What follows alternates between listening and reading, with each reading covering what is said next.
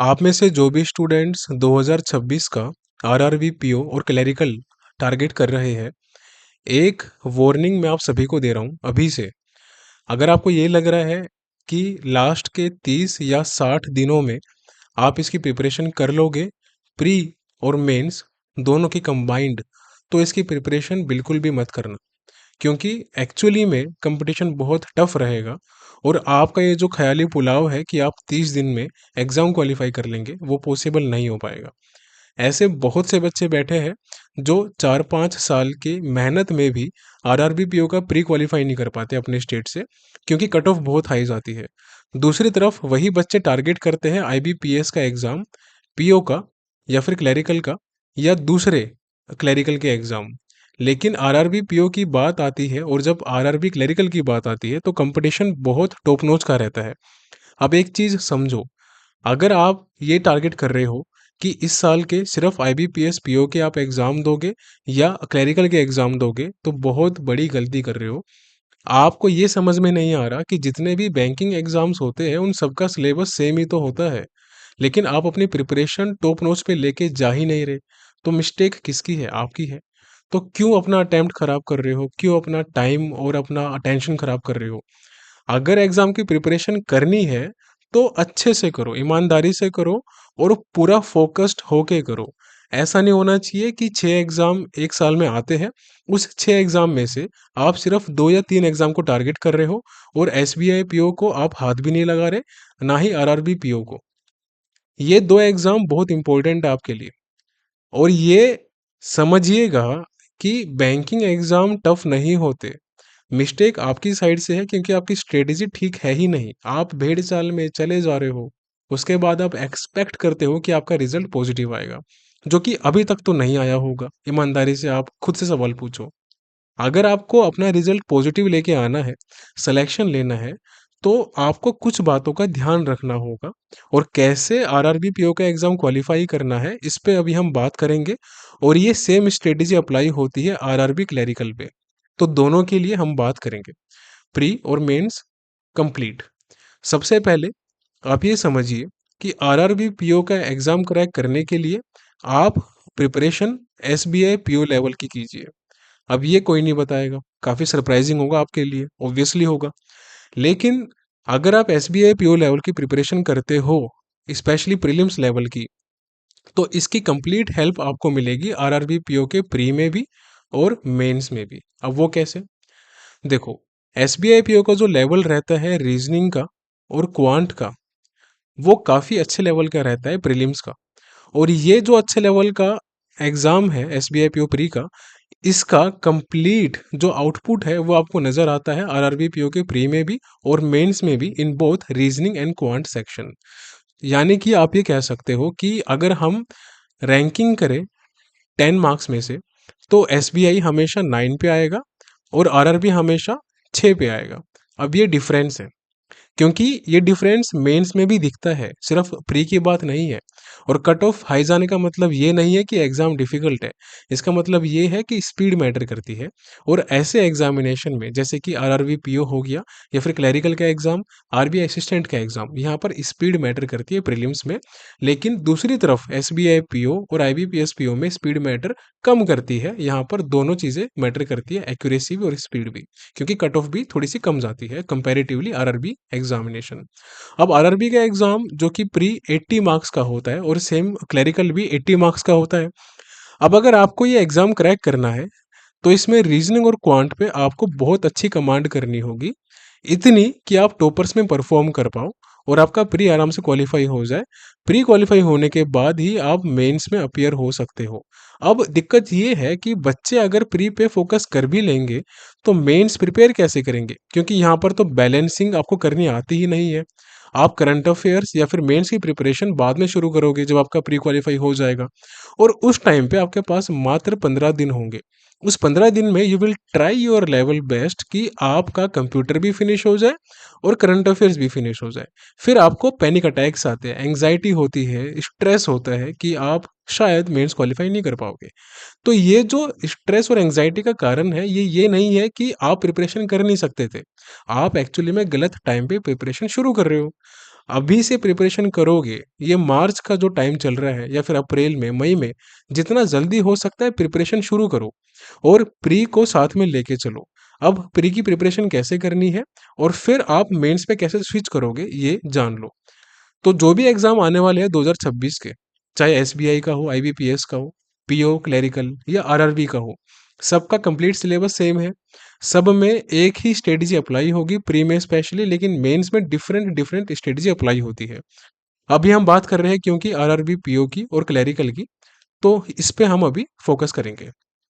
तो प्री के लिए सबसे पहले समझो क्या करना है।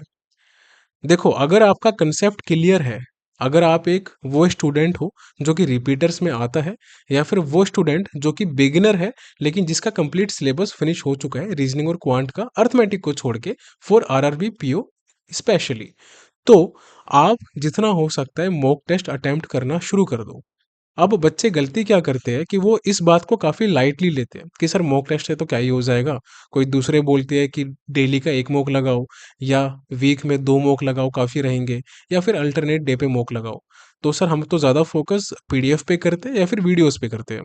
देखिए, होता क्या है कि आप अभी तक खुद से नहीं समझ पा रहे। अगर आपने कभी एग्ज़ाम दिया होगा आरआरबी पीओ का, तो आपने ये चीज़ नोटिस की होगी कि जितने भी हाई लेवल स्टेट्स के कट ऑफ जाती है, जहाँ पर कट ऑफ काफ़ी हाई जाती है, वहाँ तो स्पीड मैटर करती ही करती है। वहाँ पर अगर आप स्कोर करोगे 50 में, 55 में, तो वहाँ पर आपकी दाल नहीं गलने वाली। आप एग्ज़ाम से सीधा आउट हो जाओगे। क्योंकि यहाँ पर प्री की कट ऑफ ही 60 प्लस जाएगी, 60-65 के आसपास। जो मॉडरेट लेवल के कट ऑफ होती है स्टेट्स की, वहाँ पर आप एग्ज़ाम क्वालिफाई कर सकते हो इस एक नंबर से। अब ये नंबर की बात क्यों हो रही है? देखिए, वैसे तो हमेशा मॉक टेस्ट में परसेंटाइल मैटर करती है। तो कोशिश करो कि 99 परसेंटाइल तक या कम से कम 90 परसेंटाइल तक अचीव करना शुरू करो।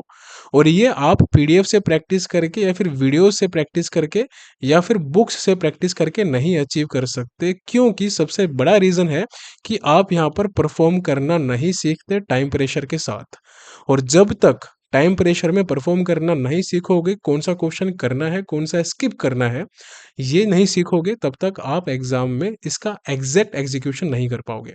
तो मॉक टेस्ट के बेनिफिट क्या है?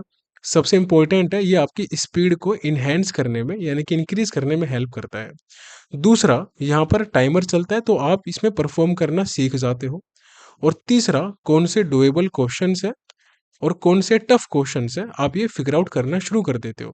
तो जो क्वेश्चन डुएबल होते हैं वो आप पहले करते हो, और जो टफ होते हैं वो आप बाद में करते हो। तो ये तीनों चीज़ें आपको कभी कहीं नहीं मिलेगी, ना पीडीएफ में, ना वीडियोस में, ना बुक्स में। तो डेली के मॉक लगाओ जितना हो सकता है।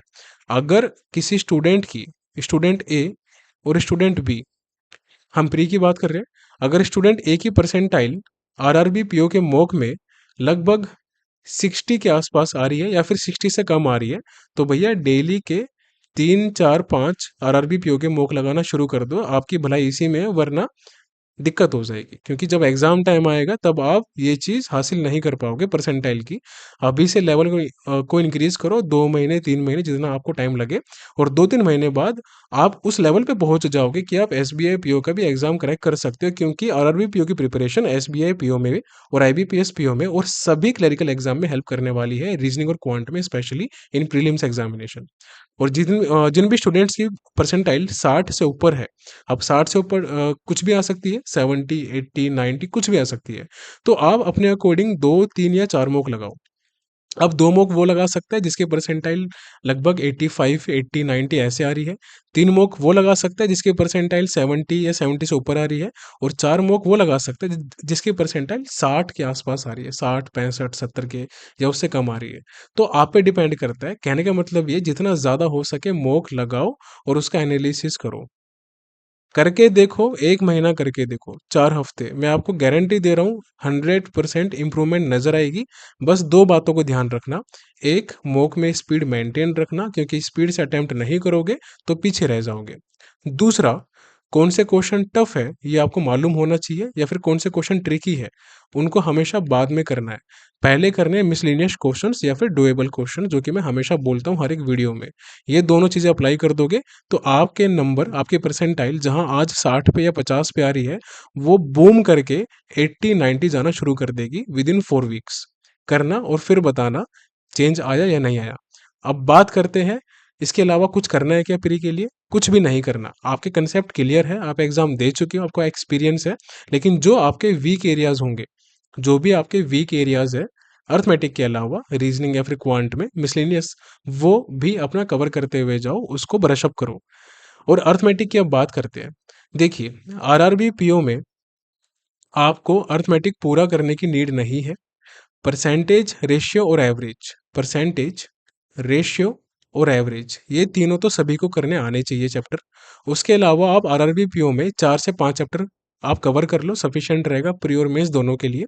सबसे पहले प्रॉफिट एंड लॉस, दूसरा टाइम एंड वर्क, तीसरा टाइम एंड डिस्टेंस जिसमें कि ट्रेन चैप्टर आता है, चौथा बोट एंड स्ट्रीम, और पांचवा प्रोबेबिलिटी। अगर आपने ये चैप्टर फिनिश कर लिए, मैं आपको यकीनन बता रहा हूँ, आरआरबी पीओ से लेकर आईबीपीएस पीओ और एसबीआई पीओ मेंस में काफ़ी अच्छा स्कोर करके आओगे। क्योंकि होता क्या है कि बच्चे 10-12 चैप्टर कवर कर लेते हैं अर्थमेटिक के, लेकिन जब बात क्वेश्चन करने की आती है तो नलबटा सन्नाटा, कुछ भी नहीं आता।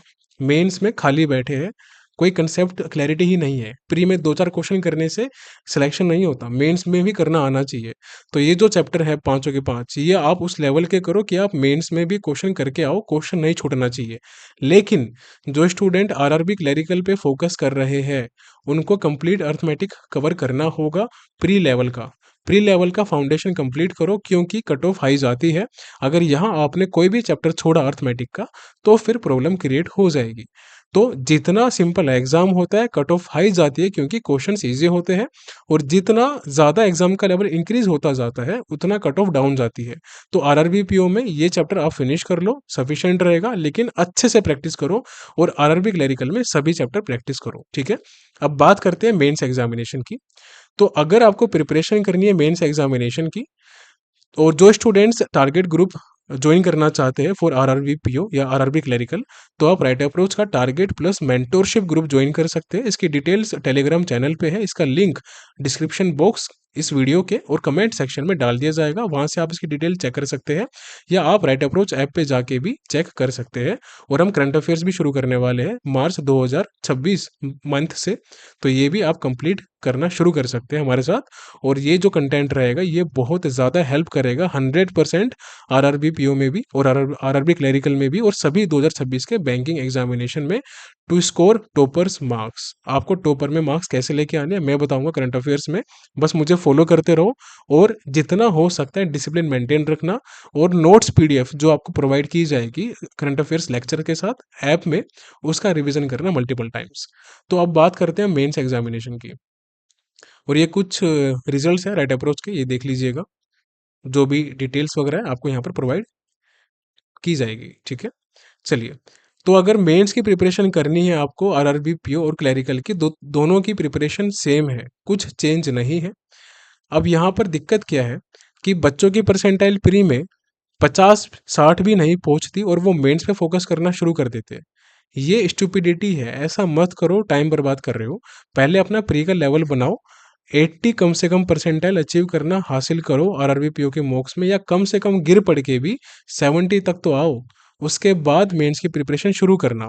और जब आपके परसेंटाइल 70 तक कम से कम आनी शुरू हो जाए पीओ के मॉक्स में, मैं बात कर रहा हूँ पीओ के मॉक्स में, क्लरिकल की बात नहीं कर रहा, तब जाके आप करंट अफेयर्स और कंप्यूटर दोनों को करना शुरू करो। या आप एक काम कर सकते हो, कंप्यूटर आप बाद में कर सकते हो, करंट अफेयर्स आप अभी से फॉलो करना शुरू कर सकते हो, लेकिन इसको 1 घंटा देना है, इससे ज़्यादा टाइम डिवोट नहीं करना। ये हर कोई कर सकता है जिसके परसेंटाइल 40, 50, 60 कुछ भी आ रही हो।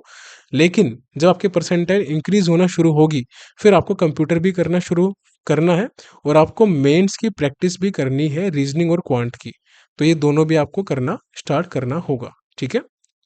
अब जब तक आपकी परसेंटाइल इतनी ना आ जाए, कम से कम 70, तब तक मेंस की प्रैक्टिस, रीजनिंग क्वांट टच मत करना, और कंप्यूटर टच मत करना। अब इनकी प्रैक्टिस करनी कैसे है और कैसे इनको आपको टॉपर्स में परफॉर्म करना है, इसकी हम अलग से वीडियोस बनाएंगे। अभी फिलहाल आपके लिए जो ज़रूरी है उस पर फोकस करो। ब्लाइंडली प्रिपरेशन करोगे तो रिजल्ट भी हमेशा नेगेटिव आएगा, और नेगेटिव रिजल्ट किसी को अच्छा नहीं लगता। प्रिपरेशन दो तरह की होती है, एक होता है कि ब्लाइंडली कुछ भी करे जाओ और एक्सपेक्ट करो कि हमारा रिजल्ट अच्छा है, पॉजिटिव आए, लेकिन हकीकत में नहीं होता। और दूसरा कि आप स्ट्रेटेजिकली चल रहे हो, स्ट्रेटेजिकली चलना ये आपको रिजल्ट देता है। आपको एग्जैक्टली मालूम है कि आपका लेवल क्या है प्रेजेंट का। अगर आप मेहनत नहीं कर रहे, आप में आलस है, या आप सिर्फ सोचते हो बैठे बैठे कि आपका सिलेक्शन हो जाए और दूसरों के सिलेक्शन से आपको जीलसी होती है, यानी कि आपका पोटेंशियल अभी तक आप पहचान नहीं पाए। तो बजाय इन सब पे फोकस करने के, ब्लेम करने के, या जेलसी दिखाने के, या फिर अपने आप को अंडर कॉन्फिडेंट फील करने के, एक्शन लेना शुरू करो। यानी कि मेहनत पे ध्यान दो, और मेहनत जब कर रहे हो तो प्रोग्रेस दिखनी चाहिए आपको। ऐसा नहीं होना चाहिए कि आपने 1 महीने की मेहनत की, लेकिन जो आपका लेवल अभी तक था वो सेम का सेम है, कोई चेंज नहीं आया। हर 1 महीने में आपको कम से कम 10% का डिफरेंस दिखना ही चाहिए। ये होती है टॉपर्स लेवल की प्रोग्रेस। जब तक कम से कम 10% का लेवल नहीं दिखाई देगा, तब तक समझ लेना कि आप बहुत बड़ी गलतियाँ कर रहे हो अपनी प्रिपरेशन में। और प्री और मेंस दोनों ही बैलेंसिंग वे में प्रिपरेशन करोगे तो क्वालिफाई हो जाएगा। मेंस की प्रिपरेशन स्पेसिफिकली कैसे करनी है उसकी हम अलग से बात करेंगे, और पीओ की प्रीलिम्स के रिगार्डिंग हम अलग से बात करेंगे दोबारा इन डिटेल। और जितने भी क्लरिकल एग्जाम है उन सब की हम डिटेल स्ट्रेटजी वीडियोस भी शेयर करेंगे। अगर आपको कोई वीडियो चाहिए, रिक्वायर्ड है किसी भी एग्जाम की प्रिपरेशन की, या कोई डाउट है आपका, तो वो भी आप कमेंट सेक्शन में लिखना, हम उसकी वीडियोस भी बनाएंगे और उस पे भी बात करेंगे एक एक करके। तो अच्छे से इन चीज़ों को फॉलो करो अभी के लिए, और पूरी जान लगा दो। 2026 का एग्ज़ाम जो भी आने वाला है, सिलेक्शन रुकना नहीं चाहिए आपका। किसी भी कीमत पे अपनी सीट छीनो, मेहनत करो, डिसिप्लिन रहो, और पॉजिटिव रहना है, कॉन्फिडेंट रहना है।